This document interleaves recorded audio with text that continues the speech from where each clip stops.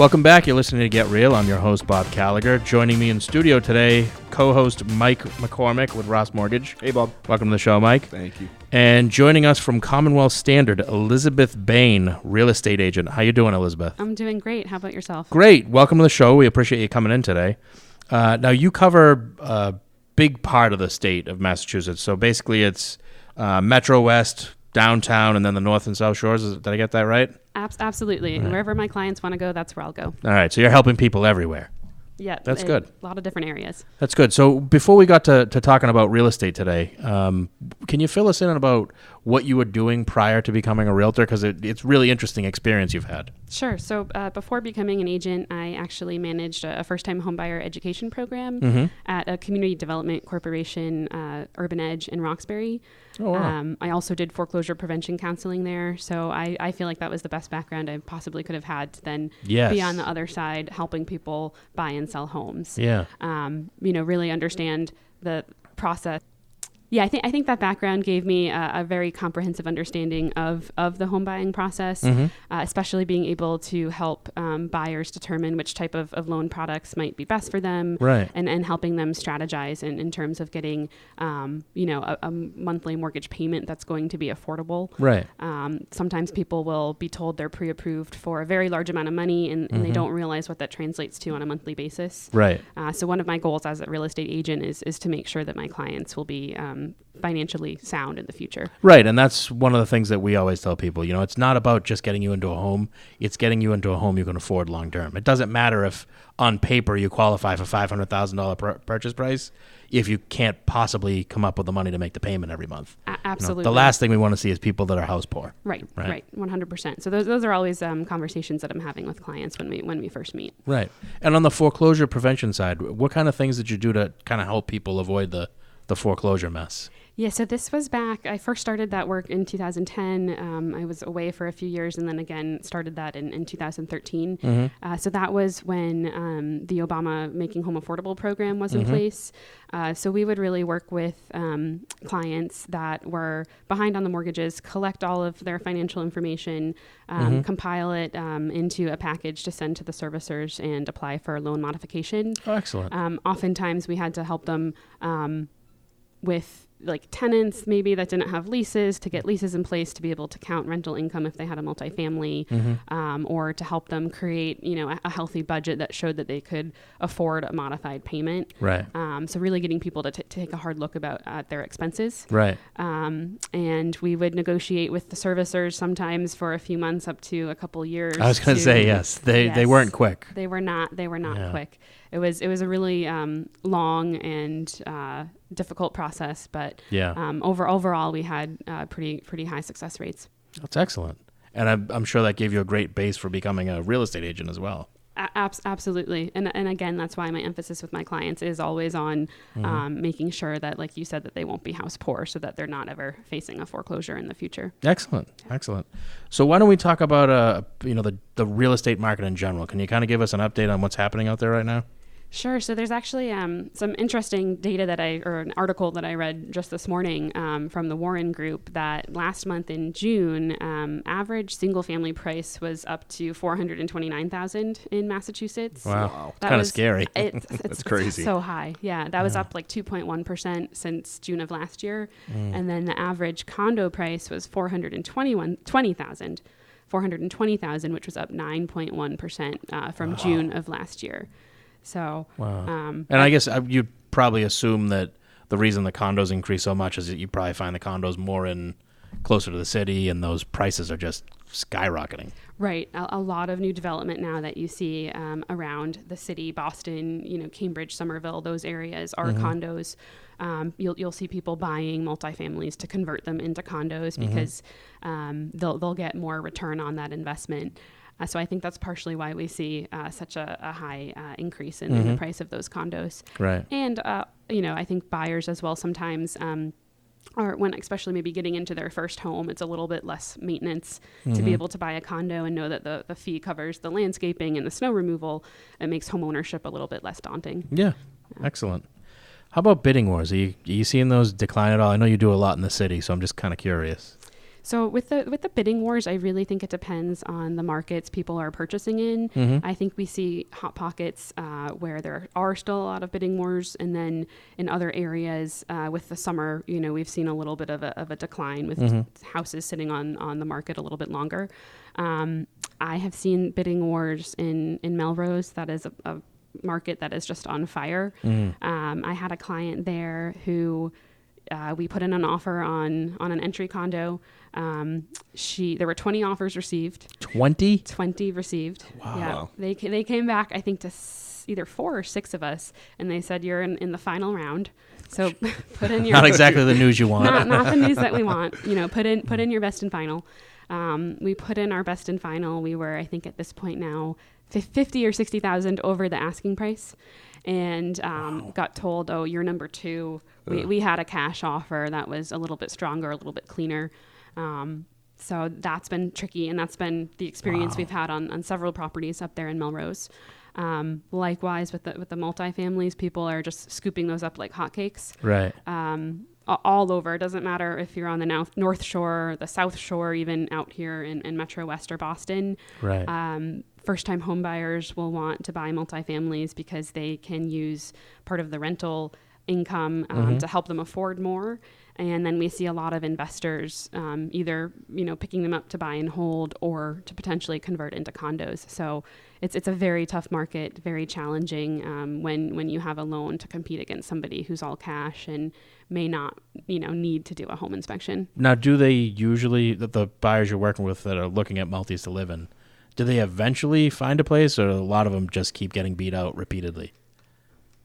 I think if you are patient and willing to wait, you'll find something eventually. I think you always have to go into it with the mentality that the right house is out there for me. Right. And homeownership is not something that you want to rush. No. So you just have to be patient. You have to be realistic. Yeah. You might not get a home with quartz countertops. It's, okay to have Formica. You can update that over time. So just keep your options open in terms of both maybe a house that's not completely updated and as well as location. Right. So habitable, livable, certainly, but maybe it's got some 60s and 70s and 80s decor in it, right? Right. As long as you can live in it, I think people watch a little too much HGTV and it just... It seems like everybody wants like Joanna Gaines to have gone through the house before they buy it. I would love but they that. would also like to not pay a penny more than what their budget is. Right. Which unfortunately is not the way things work these days. Exactly. If you don't have $1 million budget and you're looking to live somewhere close to the city, like if you're out here in Metro West, I mean, it's just a nightmare going in from the boroughs to Boston. Right. I mean, even if you take the commuter rail, it's tough now because the thing breaks down constantly. I mean, you got to be looking at an hour and a half commute right now. What's the closest you can get to Boston without a ridiculous budget? Yeah, and I think that does really depend on a person's tolerance for a commute. And I think wherever you are, it doesn't matter. If you're really close to the city, you're always just stuck in rush hour traffic. Yeah. But I do find a lot of buyers that might live in Boston and are willing to go like down to the South Shore, Randolph, Weymouth area. You find a lot of affordable home prices in like the $300,000 range. Wow. Other folks, again, on the North Shore, Lynn is an area that has grown a lot over the years. And likewise, you can get a house there in the $300,000 range, low fours. So that's another area that I'll see people interested in. If there was a time when you couldn't give away a house in Lynn. I know. And it wasn't that long ago. I mean, 10 years ago, everybody wanted Swampscott or Peabody or anything else, and nobody really cared for Lynn. Now, you have to pay through the nose to get into Lynn. Right. And at least it's a little bit closer to the city than Swampscott. Yes. You do have the commuter rail that goes right into downtown. But the cities are changing, too. Lynn is not the city it was 10 or 15 years ago. No longer. Yeah, and they're redeveloping that whole stretch of waterfront property that GE used to occupy, right? I think they're putting a bunch of condos in there. Yes. Yeah. I imagine those won't be cheap. No, nothing. New construction in Boston is cheap. Yeah. But at least there are some options. Exactly. So you've got Lynn, Randolph, Brockton, Weymouth. Weymouth is one I've been hearing a lot about. They're building a lot of condo developments down there, right? Right. A lot of new construction condos. Weymouth is great because you do have the commuter rail. You've got pretty easy access to the Red Line as well. And then you're not too far south of the city. Yeah. And I've actually heard, too, that they're supposed to be putting a commuter rail into I think they're supposed to extend it down to New Bedford. Oh, wow. So I've actually heard about a lot of people that are talking about moving down there, because if they get a commuter rail, then right. I mean, I'm sure you'll see that property start to skyrocket too. Yeah, Maybe I should have kept that tidbit to myself until after I bought property. To New Bedford.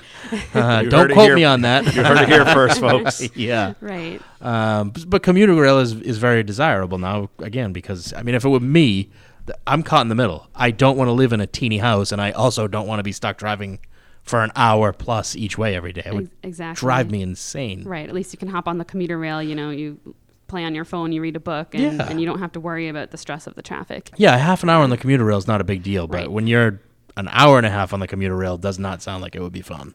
Better than an hour and a half in the car. That's a good point, yeah. I would choose pretty much anything over a car. When my wife worked in downtown Boston, she used to take the Southborough commuter rail in, which wasn't bad, except for it is the least reliable of all the lines because it's the oldest trains and they just break down constantly. Or when the temperature goes above like 80, they can't go above 20 miles an hour or something crazy like that. Right.